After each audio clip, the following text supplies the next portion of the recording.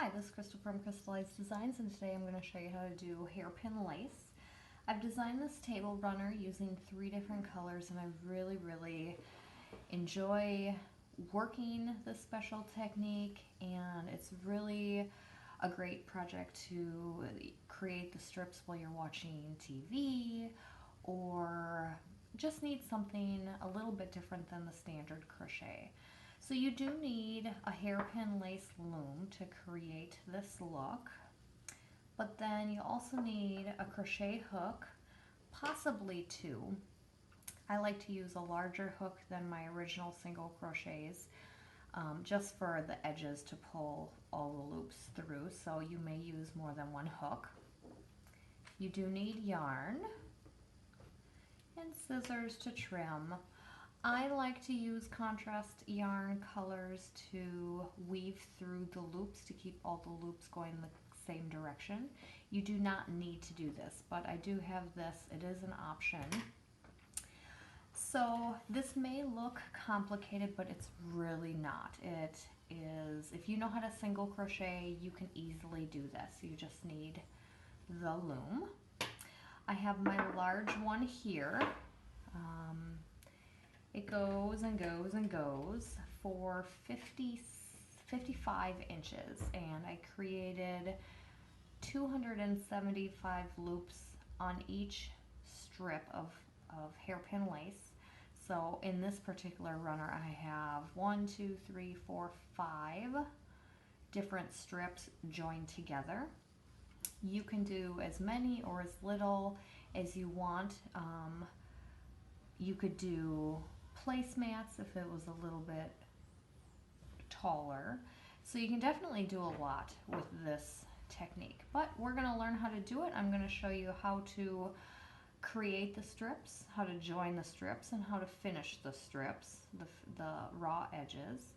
And I hope you join along in the crochet along that we're doing, the Christmas crochet along, and create something with using this technique. So with a loom, they come in different brands. This one is from Shenanigans, and I really enjoy their products. A couple other of the well-known companies do make their own looms. These are found at almost all hobby craft stores.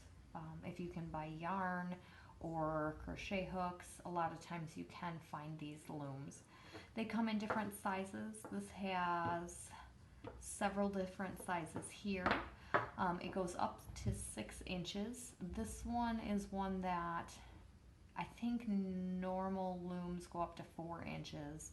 This one is 6, and I really like the wider strips. So let's see what else here. So today I'm going to show you how to create. I have a small runner here, and you can see that I use my contrast color to weave through the loops. And I'm just going to finish up the last blue, and then I'm going to show you how to make the strips and then join and finish. So get your supplies and let's get ready to learn how to hairpin lace. Alright, so let's create our first strip of hairpin lace. There are several different ways to get your yarn on a loom.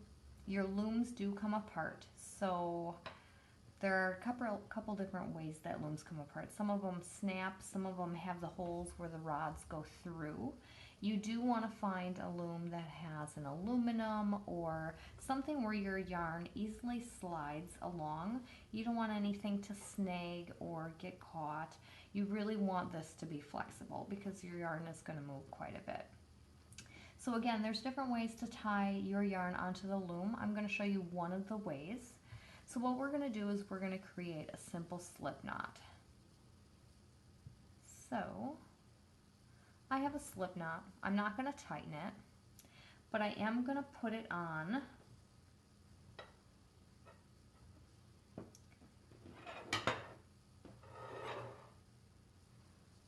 Let's get untangled here. I put it on my left post, okay? Now I'm going to slide my, whoops, I'm going to slide my loom together so now my posts on my loom are together with my slip knot on the left side. I'm going to take my yarn and I'm going to wrap it around the right and to the back and to the left again. So that is kind of how you want it to begin with. Now you have this loop here and you have your slip knot. You do want your slip knot in the middle of the two bars. That is where we're going to work all of our single crochets, and you want it in the center of the two bars. You also want to keep tension on the working yarn. So again, I'm just as I'm normally crocheting, I'm wrapping it around. Now this is where the hook comes in. So where this, oh, and I see my slip knot moved here. Okay, so now it's more in the middle. So what I'm going to do is, if you can kind of see, it's created a loop. We're going to yarn over, insert our hook into those loops, yarn over the working yarn, and pull through. Keeping that loop in the center as closest to the slip knot as possible, we're just going to chain one. That is the first step in creating our strips. I'm going to take my hook and move it to the back of the loom. Then I'm going to take my loom and flip it around. So now, keeping tension on my working yarn, we're going to get this tail out of here, or at least down. So now on the left hand side, we're going to insert our hook back into that loop. We're going to yarn over, pull up a loop, and now we're going to single crochet. We're going to move our hook to the back of the loom, rotate our loom. In the highest loop, we're going to insert our hook into that loop, yarn over, pull through, and single crochet. So far we have 2 loops on each side, but as soon as we spin, you can see I have 1, 2, 3, and 1, 2. Most patterns are going to have you do loops that are the same exact amount on each side. So for this next one, I'm going to insert my hook into that leftmost top loop, yarn over, pull through, and finish a single crochet. So for the small table runner that I'm doing, it's 90 loops on each side. So I'm just going to do a couple extra here. And it is kind of awkward doing it on a kitchen table. I really like setting the bottom part kind of on my stomach actually, and propping this up at about a 45-degree angle. So that's what feels comfortable to me to do this. It does feel very clunky, and I also like to work my loops lower on the loom, because then my hook is not hitting the top as I swing it to the back. So I'm just working a couple just to give you an idea. And this does go fairly quick. So without explaining it while getting interrupted by children, I did time myself for a strip of 90. And even though the loops may be different sizes, it took me about the same size or same amount of time, because it really wrapping it wrapping at a different length really doesn't increase or decrease the time. But for about 90 loops on each side took me about 15 minutes. and that is the one we are working on now. So you can see as I'm creating these that my single crochets are basically staying in the center. You want them to do that.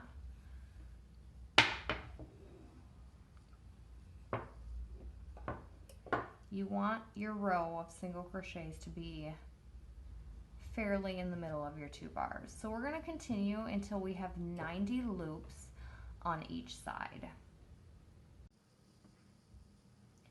Alright, so I went ahead and did 90 loops on each side, and my number 1 tip is to double and triple count your loops.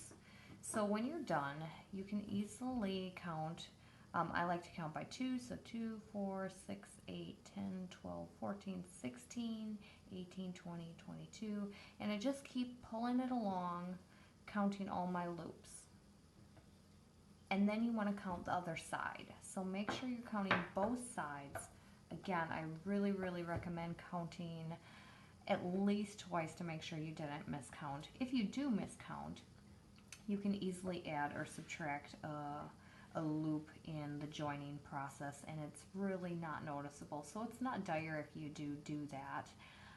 But I found that if I don't at least double count, I'm more than likely, I don't know, maybe got distracted by kids or something like that. So that's my suggestion. Okay, so we are going to finish off, and so I'm just gonna cut my yarn and finish this end off. Now you can take contrast yarn and weave this through. You do not have to. I like to, and you can, if you find it easier to use a yarn needle, I just kind of weave it through a portion of them and then weave it through another portion, and depending on how many loops you have will depend on how many times you have to do that. You can also use your fingers to do that, to pull the yarn through. It's a little bit harder to do, but that is an option. I'm just going to weave, and I have found that doing it this way, every now and then I miss a loop. Some people tie their contrast colors right on their loom, so as they're creating loops, you already have your contrast colors there. I find it gets in the way, so I don't like doing that. I would much rather do this, but I do like tying those together. So now we're going to remove the loops from your loom, just like so. I'm going to set my loom aside. If you're making a lot of strips, a great way to store them is just to roll them and store them just like that. But we are not going to store it, we are actually going to use it. So I'm going to take all my other joined strips, and we're going to be joining the gray and the raindrop, or actually I think this is silver. So I use swan, silver, and raindrop in the Cotland Knit Picks Cotland DK weight, and I really enjoyed working with this. So as you can see, I have all this done, and then this tied off with the contrast color, and this one which we just created. So I used an H hook to create all the single crochets in the middle of the loom. I'm actually going to go up to a J. It seems like the larger hook, it's easier to pull through. So just to get started here, I'm going to undo my ties.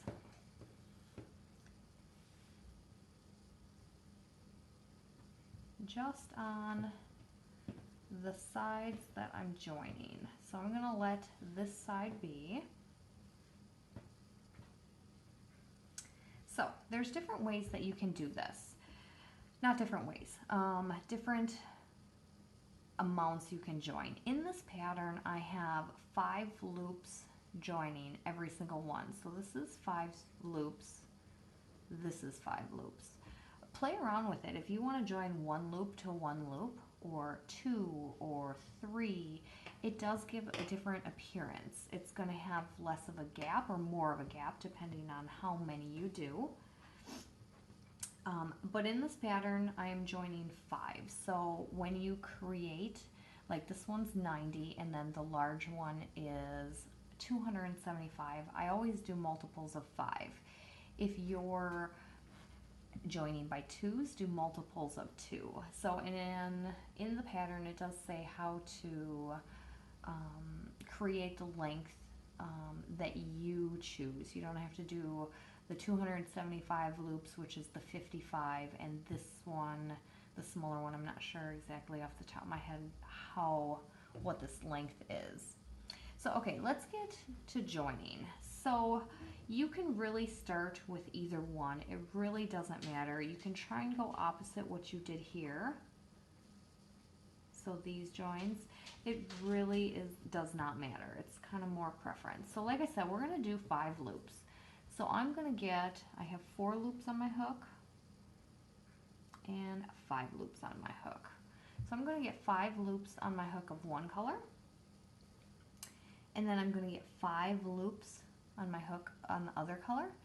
And the second color, I'm going to pull through the first color. And that is that. That is the first join. Super easy. So now because I have blue on my hook, I'm going to go back to silver and I'm going to insert my hook into 5 loops. Whoops. You want to make sure you grab the next 5 in line. You don't want to intermingle different loops. I'm going to take the silver and pull it through the raindrop now. And that's the second join.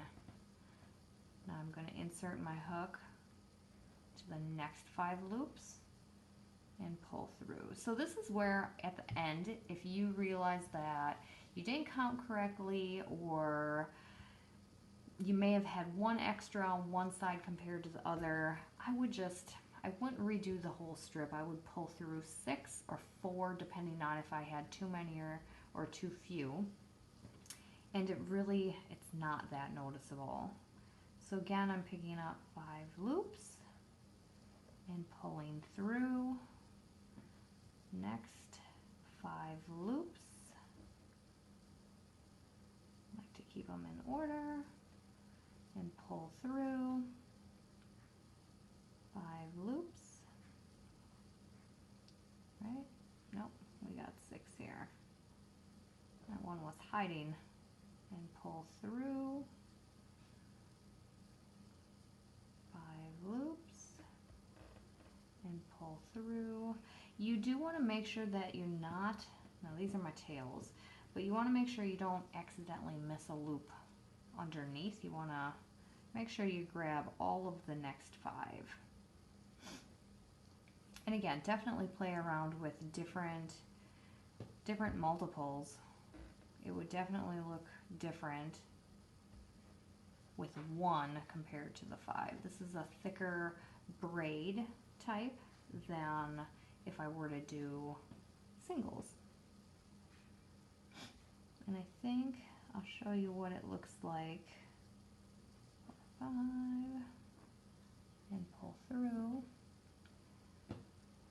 These loops are not so large. So really, if I were not to have the contrast color in there, again, it wouldn't be that bad. So I want to make sure I'm picking up from the same way.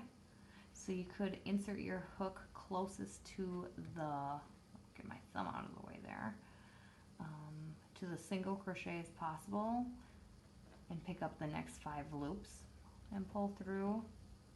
So really, it's personal preference if you want that contrast color, separating the loops or not. So again, 1, 2, 3, 4, 5. Oops, see? So if this was hiding, or actually I did count it, but I didn't pick it up, I would have pulled through and this one would have been in the back hiding. 3, 4, through, 5, pull through. So this part of the process goes fairly quick, depending on how many loops. If you have a lot of loops, it doesn't go as quick. Another way to do this, you wouldn't have to keep this side by side. You could do them like side by side, you could do them front and back. So if I line up one, so I'm not used to doing it this way with them right next to each other, but you could definitely do that as well, as long as you're somehow weaving in the loops. So as you can see, I feel like these, the silver ones, go on my hook a lot easier because I've left that contrast color in it. But it's not too bad. So I'm almost to the end here.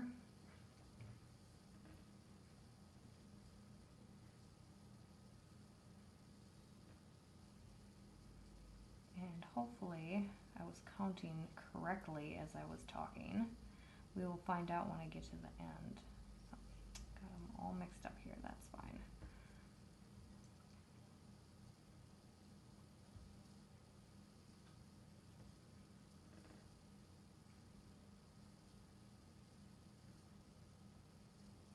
Alright.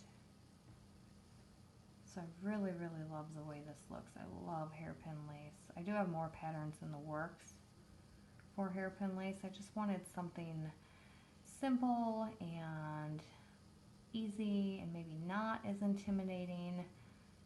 If you haven't done this before, to show you exactly how easy it is. And also smaller loops stay together a little bit better. So larger loops are going to be a little bit more flimsy when you're trying to pick them up.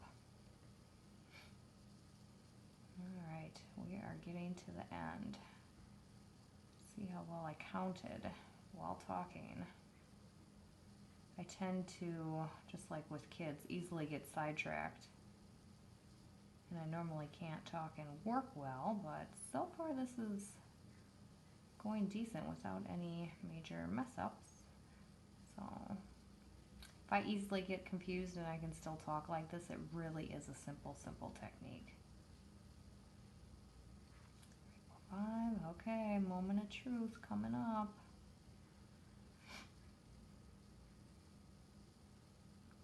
Crossing my fingers. Alright, how many loops are here? 5.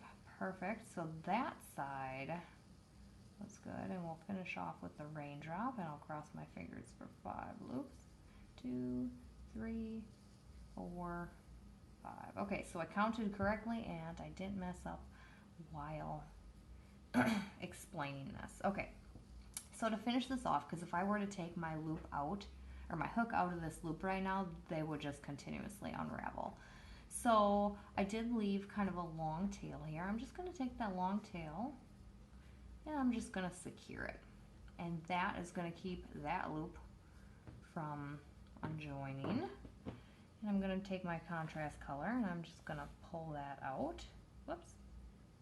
Not the actual thread here. Okay. So that is how joining looks. Again, if you're wanting to try singles or a different ratio of joining, I would love to see that. So okay, let's finish off the raw edge. I feel like my lighting went funny. There we go. Okay, so for this raw edge, we are going to basically do the same thing. Basically. So I'm going to insert my hook into the first 5, like so. Then I'm going to insert my hook into the next 5. So I have 5 there, and that one's hiding underneath there. Okay, so 5 and 5. I'm going to take the last 5 that I put on my hook, and I'm going to draw those through the first 5. So that is how you do the raw edge. So again, I'm going to insert my hook into the next 5 and draw that through. 5, draw through. 5, draw through.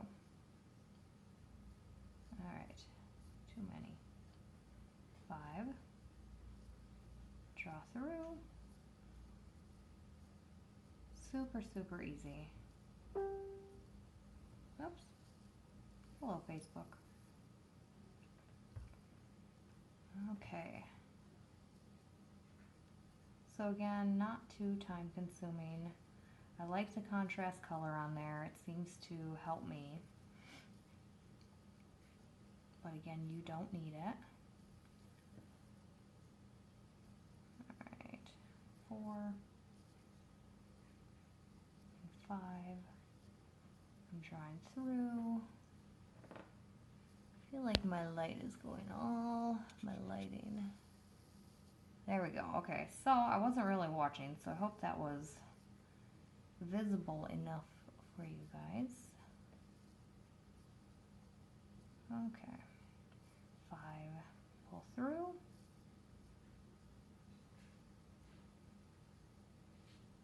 Oops. 5, pull through. And again, we're coming down to the moment of truth here. If I counted correctly, whoops, that one's 6. We want 5. Oops, that one's 4.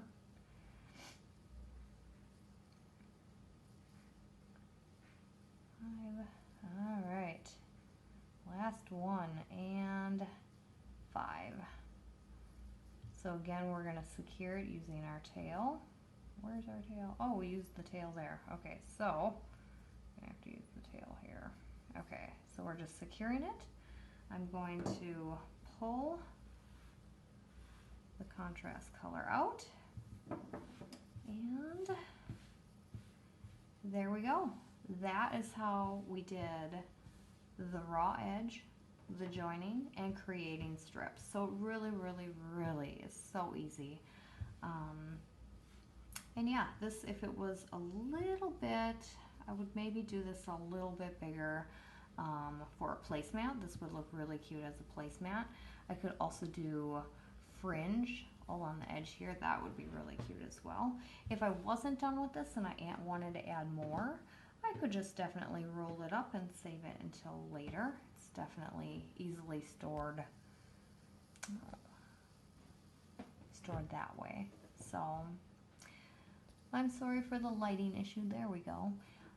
Any questions, feel free to drop a message below, and I would love to see all of your projects. Have a good day, guys.